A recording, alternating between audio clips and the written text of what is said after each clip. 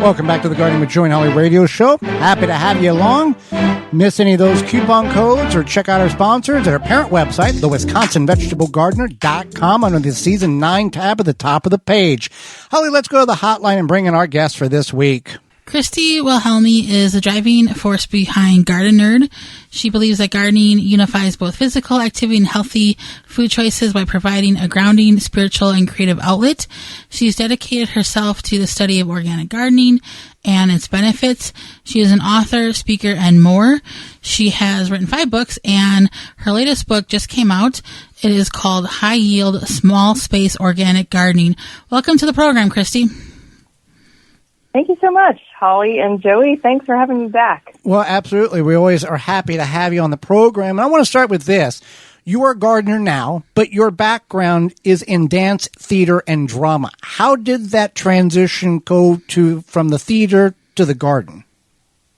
Yeah, it does sound like a weird transition, doesn't it? But it's really tied to more than 30 years ago, I was gravitating toward a vegetarian lifestyle. And I feel like, you know, the more I learned about our food system, the more I wanted control over it.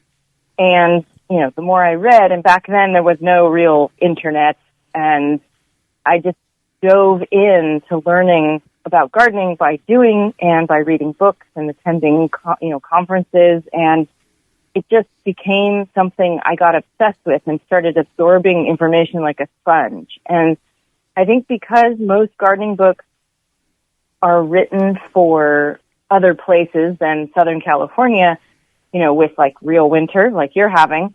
I feel like we had to figure it out for ourselves a little bit. And so I gravitated towards the science part of gardening in order to really get what was real. And I don't know if I'm saying that right, but you know what I mean? Like, there's a lot of folklore out there about gardening, but it doesn't always apply everywhere. So I wanted to find the nuggets of information that worked everywhere, you know, that were true everywhere. And that's kind of what made me a garden nerd. Yeah, there's that folklore that some things work well in this area. And then there's just the whole, well, Grandma told me I always should do this.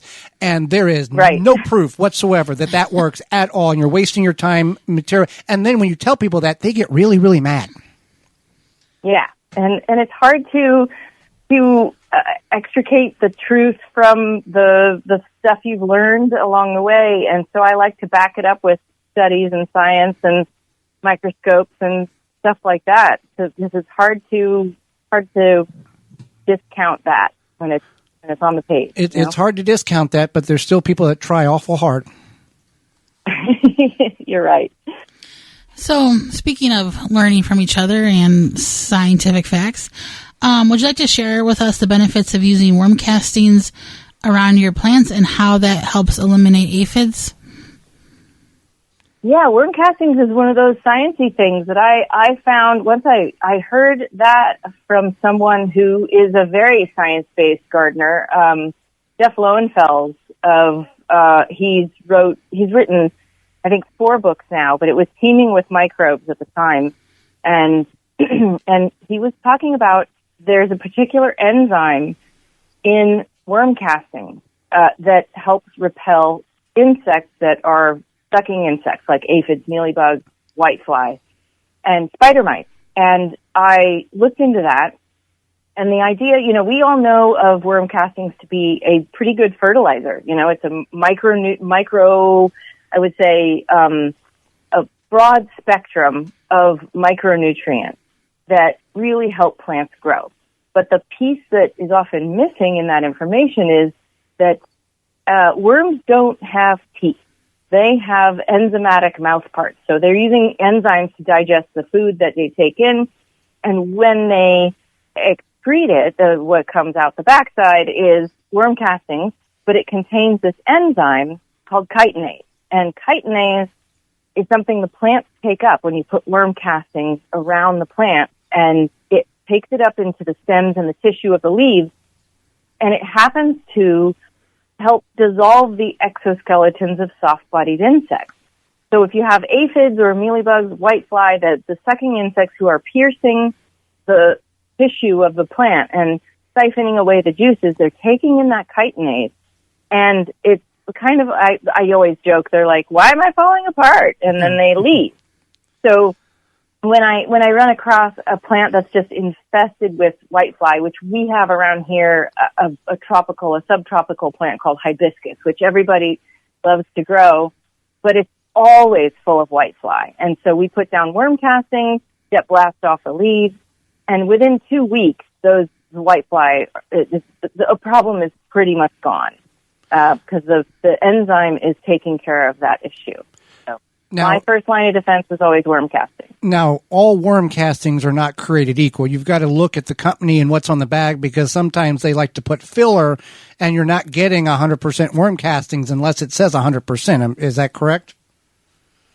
Well, yeah, I've always said that the best worm castings are the ones you make yourself at home, because you haven't had to go through the process of what they have to do in order to sterilize it to some degree, to put it in a bag and make it uniform in order to sell it. So if you're able to have a worm bin at home, which takes up a smaller footprint than compost bin, you have the most fresh, the most potent, amazing worm castings, and they're going to eat your food scraps too. So it's kind of a nice way to go. For your example on the hibiscus, how large of a quantity are you applying around the plant?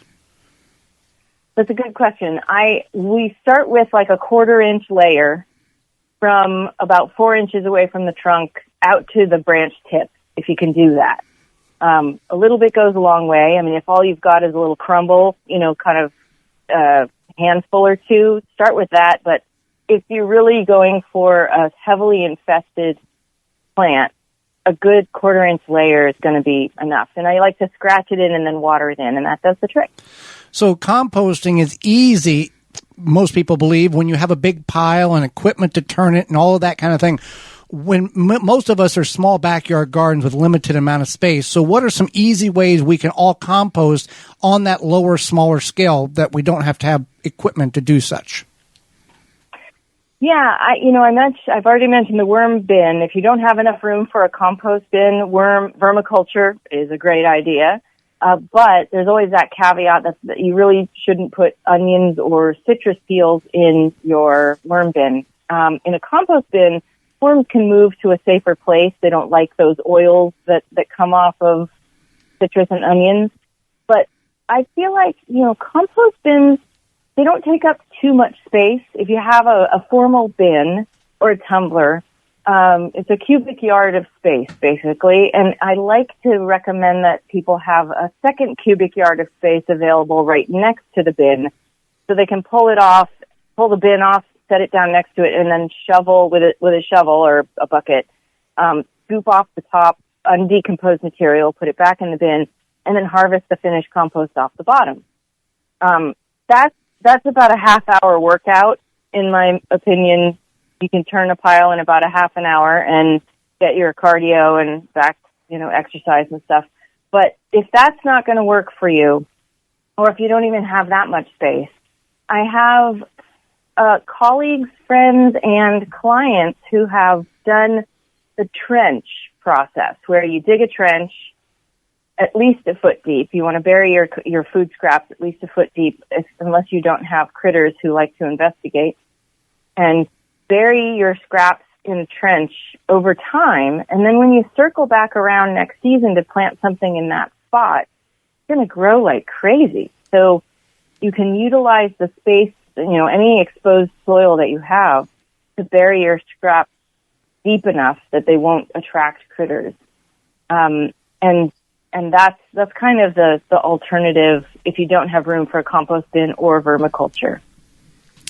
Fantastic. So your newest book is High Yield Small Space Organic Gardening.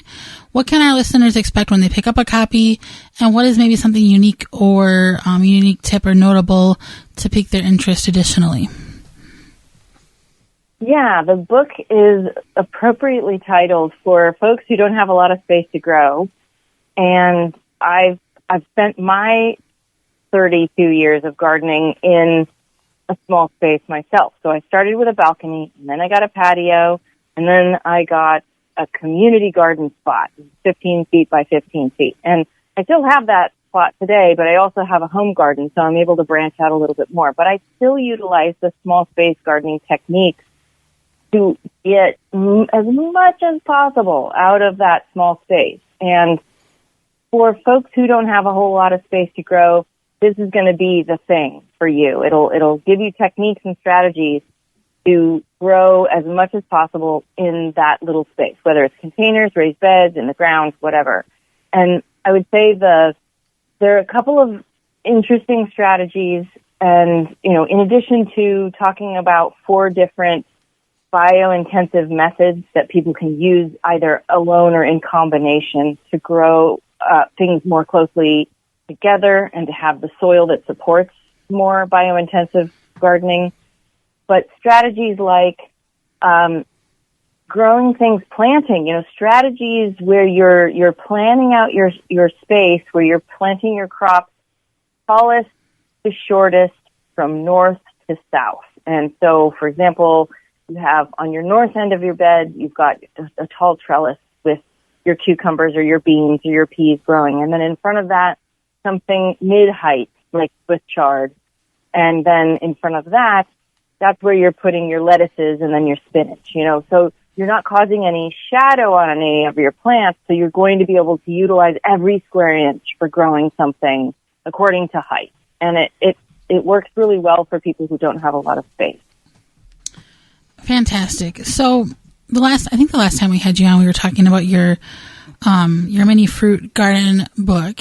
And since you are an expert in small space gardening, I did want to talk about, the benefits of growing your own, mini fruit garden, maybe some challenges, and why people should be encouraged to grow a mini fruit garden versus thinking about just buying the fruits or thinking it's too difficult. Yeah, I think there are some fruits that are easier to grow than others, especially if you have, we have squirrels that come and take all of our stone fruits, but they don't touch our citrus. So we focus on citrus because we know we're going to get that. But there are other fruits that are easier to grow, like berries. If you want to plant some strawberries at home, or blueberries or blackberries, those are really easy to grow in a lot of places, even in containers.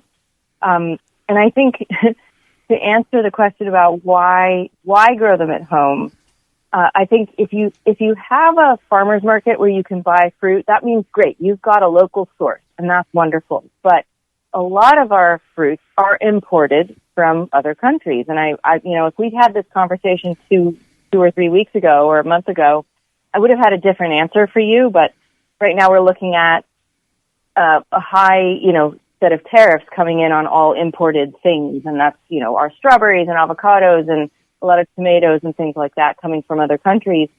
So, and berries for sure. Those are coming from northern climates where maybe we don't have them ourselves.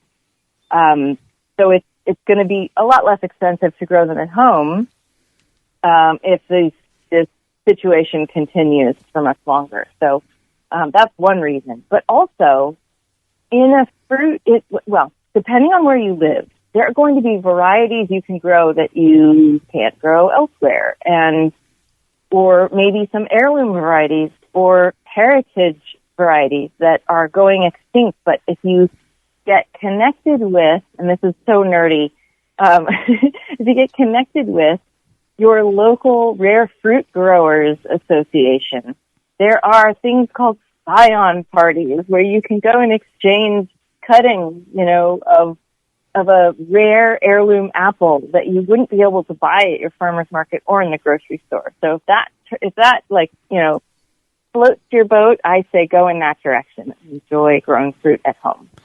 Well, Christy, we absolutely love when you come on the program. We appreciate your time. How can people find out more about you and get your new book? Sure, you can go to gardennerd.com. That's GARDENERD.com. And the book is available anywhere books are sold. And I always recommend that people order from their local independent bookseller rather than the big A, because they do not need our money. So support your local bookstore and order it from them. Well, Christy, thank you so much for your time and your knowledge. We thank you very much for that. Thank you. It's been a pleasure. Absolutely. And